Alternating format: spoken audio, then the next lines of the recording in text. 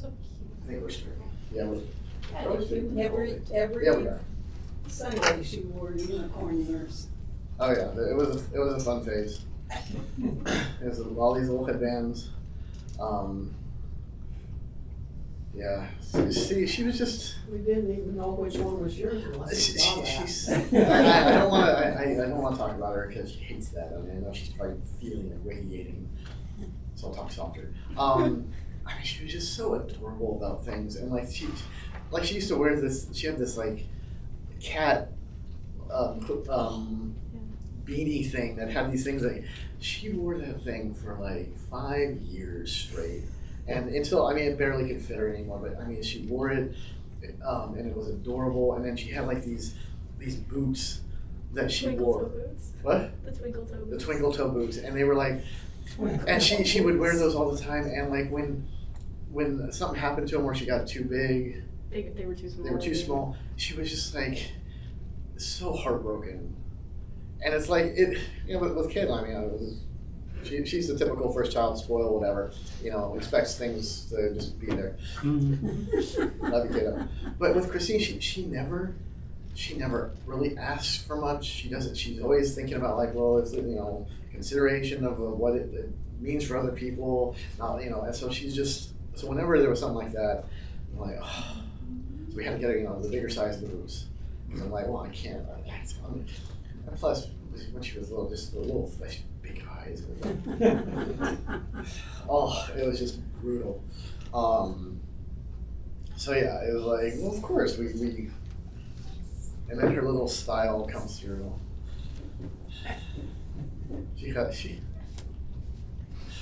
Yeah. I mean, it's still all there. It's just under some weird layers of.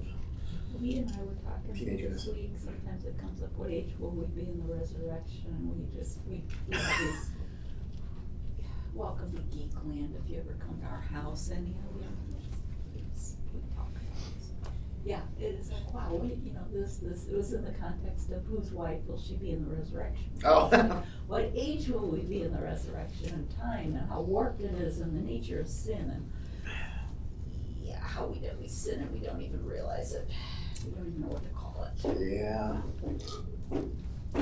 Oh, it'll be interesting, whatever it is. Well, I'm good. Oh, sorry. No. We don't need to go through this. Well, good morning. Good morning. Today, our text, well, we have our do not worry text. Today is the day of not be anxious or worried about anything. Good idea. Yeah, that's a great idea. So Luke, Already anxious. Do you have your morning prayers done for the week? I do. He was talking about that last night. You know, okay, so I used to do it where, like, if I was going to be away, like, I would do them all in a day, but then I change shirts between every video, so and to give the idea that it's happening I don't care anymore. So it's like, you see I'm like in the same shirt the whole way, every day, and I'm even careful to say, like, I don't say, you know, today is August, whatever. I say, this is your morning prayer for August. I'm like, I'm not trying to maintain the illusion anymore. It's To just make the picture so big, all I can see is your beard. there you go. Why do you have to wait until 7 a.m. for it to come up? Is there any way to get it to load quicker, like Sure. 6 a.m.? Sure. That's just. I mean, why do we worship at 10? It's just because we have been. Yeah. I do them the night before, so there's nothing. It used to be that 7 o'clock was pretty much like when I'd finish it, because I do it the morning of, and like even if I woke up at 6, I could get it done by 7. But now, yeah, I can do it earlier. Oh, Sure. that'd be great. Yeah, because Can you put them all on at once so we can get it over with?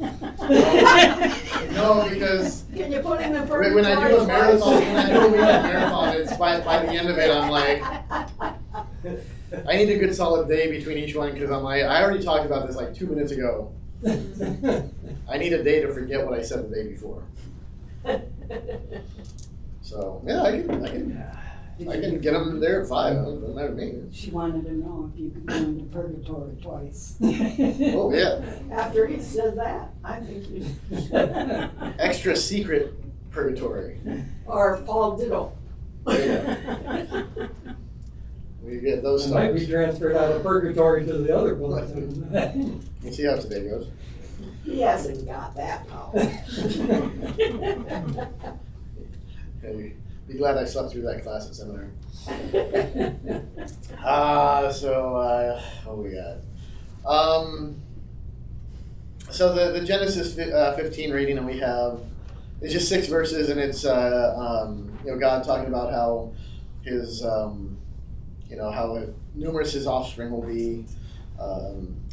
Look toward heaven and number the stars if you're able to number them.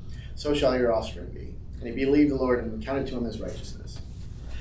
So they pulled that one out because with this don't worry, don't be anxious. I mean,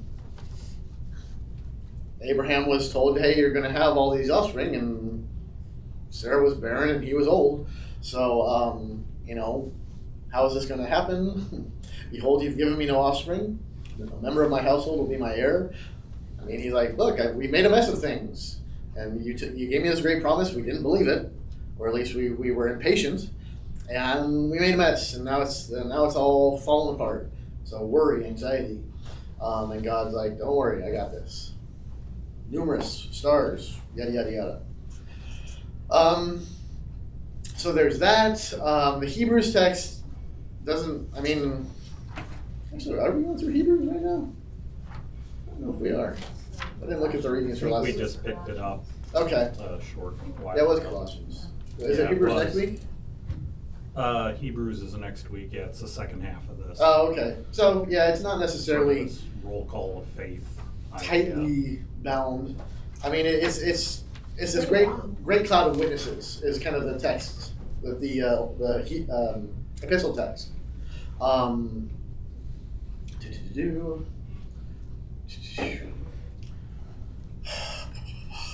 Yeah, so it's kind of like look at recalling all the big hitters. Remember Abel, who offered a more acceptable sacrifice. And he was faithful. By faith, Enoch was taken up. Yada yada yada. Noah was faithful, even though Abraham obeyed when you go out here to this land you don't know. Sarah was faithful when even though she was past the age. So kind of this, it does connect with this whole like have faith, trust in God. That's the antidote to worry, right? Trust in God. So that works. But I'm looking at the gospel for the message, so obviously, right? So Luke 12, he says, therefore I tell you, don't be anxious about your life, what you'll eat, nor about your body, what you'll put on. For life is more than food, the body more than clothing. Consider the ravens, they neither sow nor reap. They have neither storehouse nor barn, and yet God feeds them. Of how much more value are you than the birds? And which of you, by being anxious, can add a single hour to his span of life? If then you are not able to do a small thing as that, why are you anxious about the rest? Consider the lilies, how they grow. They neither toil nor spin, yet I tell you, even Solomon in all his glory was not arrayed like one of these. But if God so clothes the grass which is alive in the field today, and tomorrow is thrown into the oven, how much more will he clothe you, O you of little faith? Do not seek what you are to eat, what you are to drink, nor be worried. For all the nations of the world seek after these things, and your Father knows what you need, that you need them. Instead, seek his kingdom, and these things will be added to you. If you're not, little flock, for it's your Father's good pleasure to give you the kingdom, sell your possessions, give to the needy. Provide for yourselves with money bags that do not grow old, with a treasure in the heavens that does not fail, there where no thief approaches and no moth destroys. For where your treasure is, there will be your heart will be also.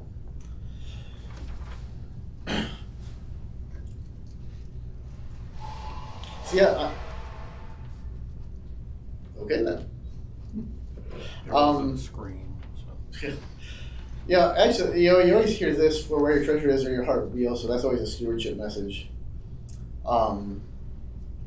Which I suppose you could turn this into a stewardship message, though he's not really talking about stewardship. It's a little bit of a stretch, but anyway. I think ravens. I'm pretty sure ravens are considered unclean. I think they're part of the unclean bird family. Though I was thinking about that. They look like crows. Yeah. The other morning, I'm like, all birds are unclean. Birds are nasty. I don't know why some birds were. What do you want? Some birds Little aren't chicken. nasty. I was gonna say, Just no, mom. ravens are scavengers, though, so probably. Yeah. So ravens are unclean, and it's just interesting that he uses them. So like, and not only is it like he's saying like consider these insignificant animals. God cares about them. So it's not just that. It's like look at these unclean insignificant animals. Like even these unclean animals, God cares for them. He So created them, they should be fine. yeah. So don't worry about these things. It's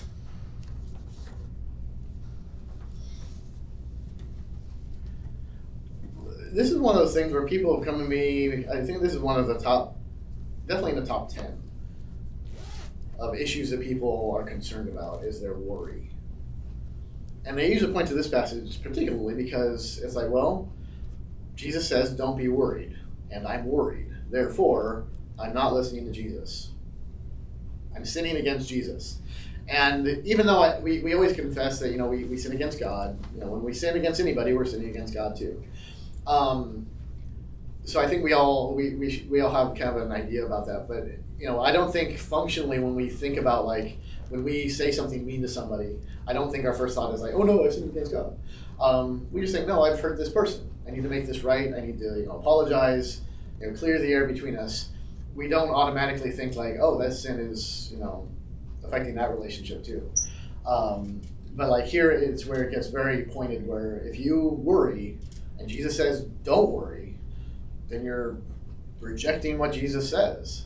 And I've had people very much concerned about their faith because they're worrying. Because if you're But if they're not concerned, right. If you're worried about your faith, you haven't lost it, right?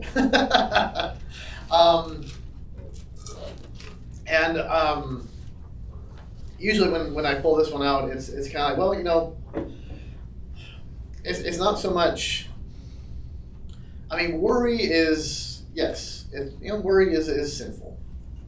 Because at its core is a refusal to trust in God. Because we worry because there's something that's happening and I don't know what's going to happen next or how it's going to work out. And my worry is that it's not going to work out the way I want it to work out. And to combat that, you just say, well, I trust in God. way back when Pastor Kroll was here, Mhm. he once said, and I think it was in Sunday school, he said that he told his wife she wasn't supposed to worry, that was wrong. Right. And she worried all the time. He says she took care of that. She turned it into concern. There you go. Yes.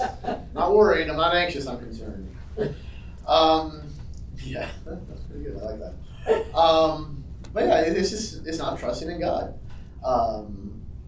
Okay. Fine. But the kind of concept where we can get rid of worry, we can get to a point where we're not worrying. It's like, well, no, you can't. You're sinful. Can you trust in God perfectly all the time? Well, no. At some point you just have to say, Lord, have mercy. But what I try to emphasize, there are things to worry about, and not all worry is what I would call bad worry. I'm worried that I'm not going to have, I won't get, I won't be able to visit all the places in my life that I want to visit. That's a silly worry. Frivolous. That's where frivolous worry. Don't you dare. But what about worrying about your kids? Worrying for their safety? It's like, that's a good worry, right? Well, You should be concerned about your kids and want them to be safe. But that's where it's like, wanting them to be safe is good. Entrusting them to God's care. Yeah, praying for them, watch over them, keep them safe. Absolutely. It's when that worry crosses over into where it starts to become either like a despair or if if things don't work out this way, or if I can't have, God care for them in the way that I'm telling you it needs to be done, and if it doesn't happen, then, there's a problem. That's where it gets into the what I call bad worry. But there's always going to be things to worry about. I mean, this is a sinful, broken world. I worry that my children, would stay in the faith, that they might fall away. It's like, well, I'd say less legitimate. But again, the way to combat that is I trust in God. God will take care of all things according to His will, according to His purpose. What I do with my worry is I give it to God. Cast your anxieties onto Christ, right? So tell Him so that He can take it, so that the worry doesn't infect you and, I pray for mine, but I figure God's time is not my time, so He'll take care of it. I don't have to. Absolutely, yeah. And I get into it a little bit in the sermon where, the kind of the point of the sermon is that, here's us, we're worried. Because here's the worry. Well, that's all we're seeing. It's the worry, right? I mean, that's all we can see. Whatever is involved in this worry, this is all we can see going on. So, whether it's illness, whether it's money, those are two big ones, family issues, whatever. That's all baked in. This is all we're seeing. Well, there's all this other stuff all around that, either is directly tied in with that, or that, God, cure me. God, take this illness away. God, fill my bank account. Give me enough to get by. God, make my family not stupid anymore. Fix these relationships. The problem is that one person, that one cousin, that one child, whatever.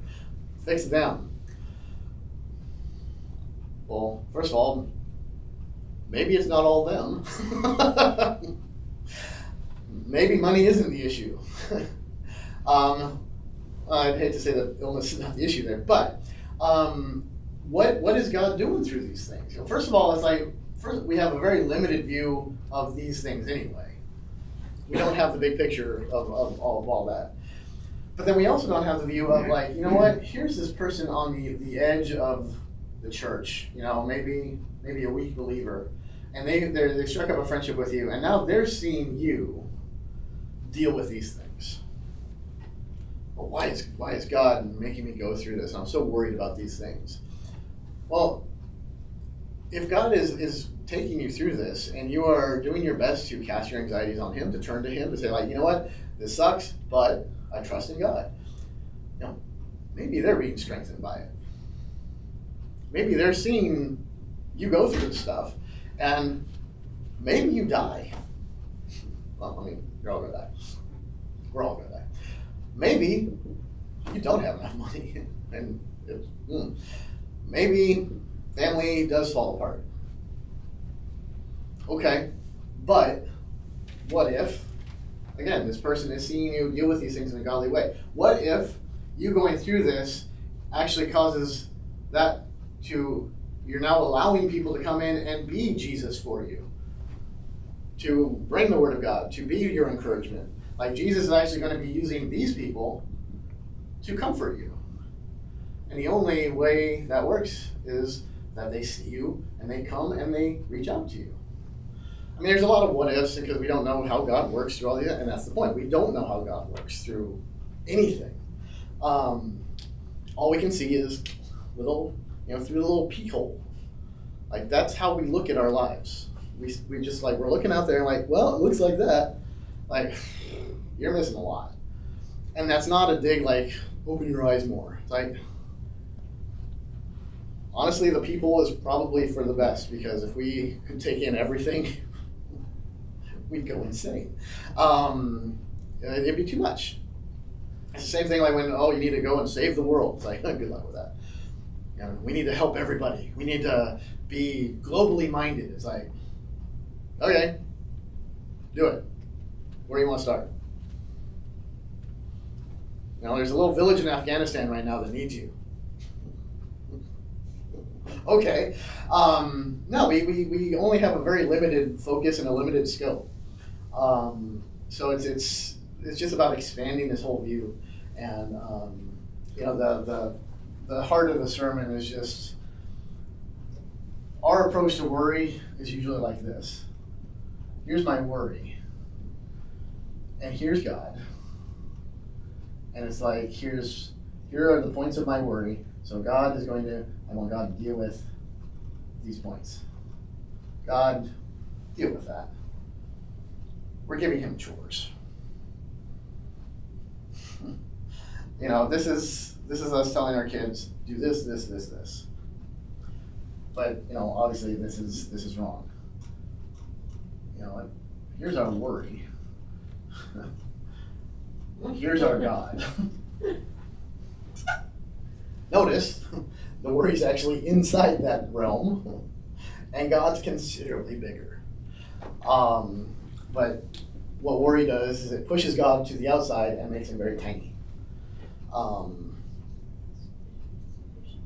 What's that? It's a vision thing. It's like looking down the scope of a rifle. If you're all you can see. Yeah.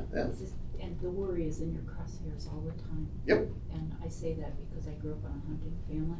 And it's like, yeah, it's amazing how all of a sudden everything else is just it's out, you're not even conscious of it. It's just all Right. you can see is that little hole. Okay, yes. And it's like, and then God is immense. Right. As sinful human beings, that's all we can see. Yeah. Our vision is so limited. We're not God. The difference between being raised on, hunting and all that. I'm sorry. No, because it connected with me because I went to video games. See, now I can connect with the kids on this one. Because I'm older. Like, I grew up on video games, but I can't really play them well now. Like, I'm in that point where I'm like, yeah, I need slow games. And the fun thing is I hate first-person shooter games. Where you run around and all you get like the point perspective, whatever, and you run around and so you're shooting, right? Because I'm not fast enough, my reactions aren't fast enough, and if I play it with on multiplayer with kids, it's pointless. That was fun dying over and over and over again as these kids jump around me, flying around, whatever. Because my method, the way that I can do it well, is like the sniper approach, where it's like, okay, I can zoom in, get my shot lined up. Meanwhile, People characters? what's that? Are those people characters? Sure, it can be. Oh yeah. I get my shot lined up and like, okay. Meanwhile, and I know that like you usually have like a little map on the screen that shows like, oh, there's somebody coming up behind you, or there's like an indication, like a red light on the side saying, hey, there's somebody about to, to do horrible things to you. But I'm just like, here it comes, like almost got you, and then I'm like, boom, somebody gets me. So yes, I understand that. Okay, we're from different worlds. Aiden would get it. But yeah, it's the same thing where you get so locked in. And it's like, yeah, there's stuff happening all around you, and if you don't, pull back and like look, or like, yeah, you're about to get the deer, but there's a big bear that does. Surroundings are good, but yeah, that's exactly what it is. We get so focused. What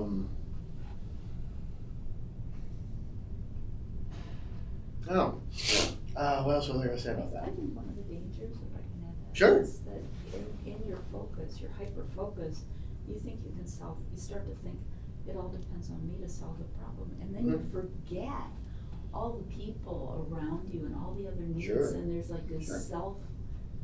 It's like this navel gazing, this self. Right. It's all this self focus, and then you can say, well, I'm justified because I'm being a real martyr in this, and Right. but everything else goes. And even to that point, when the kind of the self, I can do it myself. I mean, shoot, how does this play out in a family situation or marriage situation? If there's a problem that encompasses the household, one of the worst things that I can do is like, all right, I've identified the problem and I know how we need to fix it without consulting my wife. because it's like, well, this involves her, and she might have a different perspective, and she might be kind enough to remind me, historically speaking, things don't go well when I'm like, I got this, don't worry, I don't need any help. It just does not go well. And she, well, she'd say the same thing. Privately, one-on-one, she might say the same thing. But I mean, it works for both of us. Like, you know, she's a kind of a big picture, but not details. I'm very much focused on details. Sometimes I have trouble with the big picture. So yeah, if I go into a situation to fix it in our family without her, well, I'm sure there's a few details that are going to look great. But the whole overall is going to be like, wow, you really messed that up pretty good. Whereas if like Heather goes into it and without me, then it's like, wow, that was a great idea. Like, you had an awesome idea. The execution, wow. What happened? And so that's why it's like, whenever we lone wolf it, like, yeah, we're never going to be able, I mean, there's precious few people who is like, have complete control of their, you know, what's going on. I mean, nobody does. But, you know, if you're just so like, it's all me, I got this, like, yeah, you don't. In fact, I would say that's tempting God to humble you. Like, he doesn't need the encouragement. He'll humble you regardless. But sometimes I think he smiles whenever we think like, oh, don't worry, God, I've got this. He's like, okay. You think so? All right. Hey, Joe, get love. Yeah, this guy. I know, right? That would be a. It's like whenever somebody says that, Joe perks up. He's like, ah. So yeah, it's a fun one today. Because it is. There's always going to be worries and concerns. But it's in the same light of, you know, when we get so worried about. I always have to be careful how we say this. When somebody is so worried about, like, I need to not sin, like either in the choice that I'm making or what I'm doing right now, I have to be careful that I don't sin. I have to work so hard, and they get so worked up and so bound up in over like making the right decision that involves no sin, whatever. And my response is like, what are you worried about? Right there, you're sinning. Yeah, yeah. But it's like, why are you so worried about sinning? I was like, oh, well, we have to be concerned about sin. It's like, I'm pretty sure Jesus handles it for us. And, you know, it's not like a dismissal of sin. I mean, but it's just like, we're sinners. Everything we touch has that, our fingerprints. I was really looking into Romans 7 and 8 this past week or so. And if somebody says to you, you've sinned, and you're thinking, oh yeah, I know I'm a sinner, but they say directly to you, you've sinned. And yet your flesh goes immediately, oh no, I haven't. And it's like, what in the heck? That's true. What is that? And you're going, no, the word says I've sinned. Okay? God says I am a sinner and I'm a Who made you judge over me? He, Who are you to say about sin? And it's like the flesh is always there. It's like, where did that come from? Well, I can't get rid of it. I can't get rid of it on my own. Yeah. It's part of who, it's being a fallen, part of this Yeah. fallen human being. It's like. Oh, totally. It's every aspect of our lives. I don't know who I was talking to or why, or what, well, not why. Why was I talking to this person? But what we were talking about. And it was all, I had to go to St. Louis this week, so everything's been very LCMS focused for me this last week. And so it came up where it was like, you know, one of the things that we as LCMS people struggle with, because that's kind of ingrained into our DNA as LCMS people, is we can never really agree with anybody. Like, and I mean, this is internally, like within the LCMS with each other, we just can't agree. You can have somebody who says something so doctrinally pure and correct that Jesus himself would put his seal of approval on it. And we would find some way to be like, you could probably say that better. Like, the way you say it there leaves a little bit, you can misinterpret that. So you know what, yes, I agree, I would just say it this way. And it's like, there's always this, I don't know what it is. And I try to catch myself doing, and I do it. I mean, every pastor I know does this. It's just a thing. Lay people can be spared from it unless you start digging deep into it. Then it latches onto you.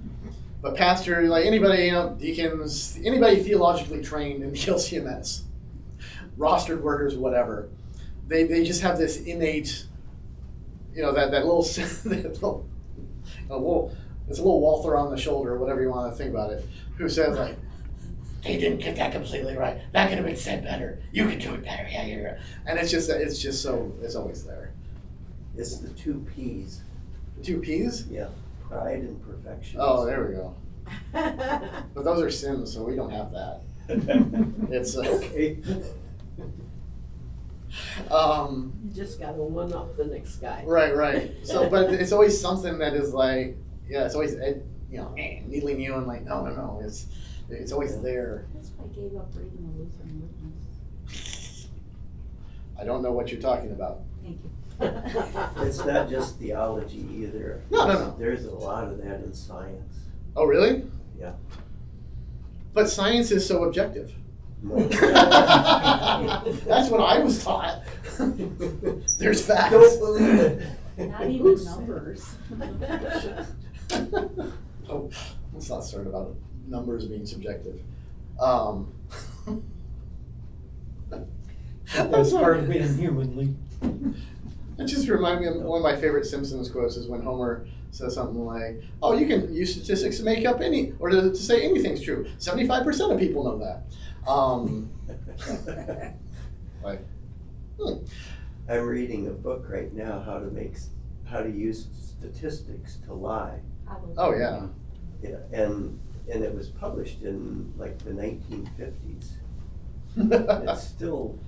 Yeah. I stopped reading because I don't agree with any of them. Oh, boy. I don't know why I was considering. I don't know. That's so upsetting to hear. I don't know why. Maybe that's just because I was raised to, science is sort of the Pure. So that's where it's not because there's always hypothesis. You can always prove something, but I mean, there's always that.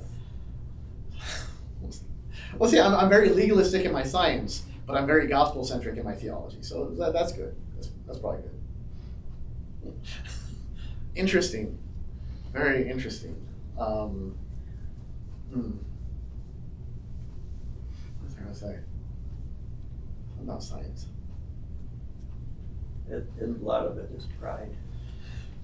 Yeah. Yeah. I mean, nobody wants to be wrong. Yeah.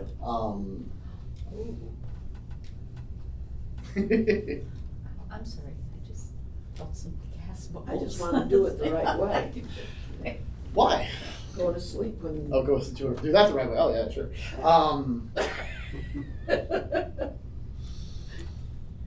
Well, I mean, take me while I'm sleeping. Doing things the right way. I mean, that is everybody. Sure. I think it's within our circles. That's. I mean, that's. I think I touched on that last week. The idolatry of our doctrine is that unless we don't get it right, then there's a problem. It's like, well, I mean, yes, there's a problem when your doctrine isn't good or right, but kind of an idea but it's only really right if you get it really right, and you go down this weird road. But I mean, it kind of wraps up with this too, where it's it's like worry. Here's my worry, and you go down. Well, it has to be dealt like this, and if it's not, then I don't know. You put all your eggs in the basket of my problem is money. Okay, so this is how I need it resolved. Now God might surprise you. Usually He does, and you might repent and be like, "Well, I guess I didn't see that coming." Where does fear fit in? Fear? Yeah, that's a good question. Fear of things within our world, does that make us worldly? No. Oh, I mean, we're worldly to begin with. I So, know, but I think fear is probably just the next is an extra component of, or the next step of worry. well, yeah, it's like You know, first fear you're of worried, then illness, you're afraid. fear of Yeah. all those things. I think it's just when you take that extra step away from trusting in God, because I'm worried that this might happen. So I'm in the realm of there's a possibility here of an outcome I don't like. So maybe like you go to the doctor, you're feeling weird, you go to the doctor, you run some tests, and say I'll let you know in 2 weeks. So in 2 weeks you're worried. At 3 weeks and 4 weeks, that starts to turn into fear. Because now you're like, well, it's not just a possibility, now something's wrong, and I'm afraid of what, now it's like I know there's something, and I'm afraid of what it is. And then when he tells you what it is, and it's something, then the fear really kicks in. I mean, there's worry too, but I mean, it's like, okay, now I'm afraid because this could possibly end in my death. Which is like, and?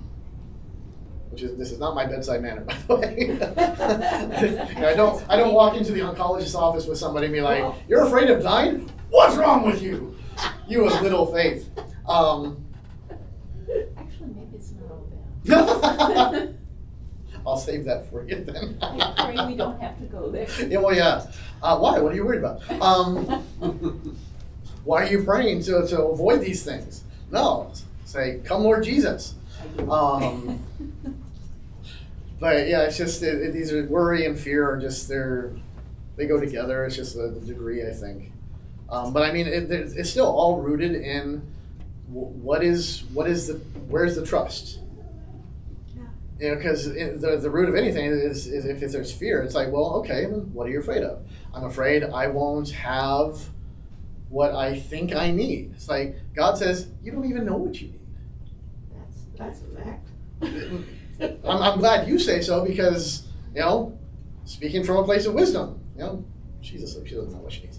She's a kid. You know, lack of experience, right? But going through life and realizing, like, you know what, yeah, I always thought I knew what I needed. I had no idea. The older you get, the less you wonder, why did I worry about that? There you go. Here I've got all these years behind me. Right. So yeah, you don't know what you need. And that's kind of the fun thing I point out in our in the sermon is like, you know, when we pray about our worries, it's like we're praying like, oh, I need this. It's like, you need a lot more than that. I mean, point blank. Like, I'm worried that the budget at the end of the month is not going to be big enough. It's like, you know what? Maybe your health is not good right now. You could be worried about that. There's a lot of other things that maybe you could be worried about. But I mean, just all these other things. So we don't know what we need.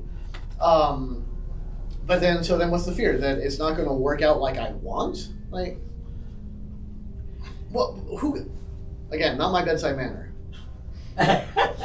Who cares what you want? Hear that as the loving pastoral approach that I have here. But I mean, truly, it's like, well, from my experience, I want stupid things most of the time, and I want a lot of things that aren't great for me. I really shouldn't be drinking as much Big V as I do. I know it's bobsledding me to some health issue that is already probably here, but I want that. Is it good for me? Oh God, no. Could I go sugar-free? Yes. Do I want to? No. So it's like our wants. Like, it won't be resolved as I want, or what? It's like, who cares what you want? I like what my daughter said. For gosh sakes, Mom, you're 88. Eat what you want. There you go. See, that's how I approach life. I've only got a few years left, probably, so I'm going to enjoy. Which one said Heather doesn't like when I say that. But seriously, who cares what you want? Because it's like, if this is, if we have some big thing here called God's plan, right? And this is by definition good. I mean, you don't even need the scripture that says, God works all things out to the good. I mean, if God is good, his plan is good. Okay, so there's everything here that entails God's plan, and it is good. Ideally, what you want fits somewhere here. It's no, it's worthless. Most of what we want operate out here. So it's like, yeah, so us, our plan. Our plan. So, you know, I want it to work out like this. Who cares why? His plan's good, but his plan involves this stuff. It's like, well, yeah, welcome to a sinful world, and it's not like he's forcing this upon you. I mean, we're bringing this to the table. He's working through it, yes. But, you know, his plan ultimately, and even in ways we can't possibly understand, how can this be good? I don't know. Is it part of God's plan? Yeah. Has to be. There's just no other way. Nothing in this world can happen apart from God's plan. Which, you know, this takes us down a weird road that is not fun to talk about or preach about, not easy to preach about. But it's like, so yeah, you know, horrible things that happen, wars, whatever. Is that part of God's plan? Yes. If it's not, well, I don't know why you're here. Go home. Stop by Bigby, get something for it. You know, it's great. But yeah, it's all part of God's plan, and it's all good. You know, fear, worry, whatever, is just saying like, I'm worried that this isn't going to happen. And honestly, it's like, well, good. That shouldn't happen. This is going to happen, and it's all good. How does it work? How does it look? I have no idea. I'm not God. You're not God. Thank God for that. But yeah, it's just the fear of things not happening according to our plan. Worst case scenario, fear of death. Ooh. You're Christians. Really? You're afraid of death? Why? It'll hurt. I don't know. That's, Talk to Pastor Kroll. I don't know. He's the only person I know who's died and come back. You know, who I know. Like, Really? He's the only one you know? Well, no, that died I and was came back? qualifying that. Okay. See, again, Yeah. there's that like, oh, he said something Yep. that He I said can- it on camera. That's that I can the problem. come to personally with a body in front of me and have a conversation with. You'll be getting. Yeah, but I mean, does it hurt? Is it scary? It's like, well, maybe. A lot of things in life hurt and are scary. Okay. A picture of each one, then you gotta go back to it. and you Oh, have to- I thought you were recording what I said and you were playing it back to make sure that you had it for like evidence. he's trying. Like, but- oh, I was great. looking something up and then it went All right. I should be putting sad faces behind that. That's true. Yeah, don't starve. Yeah.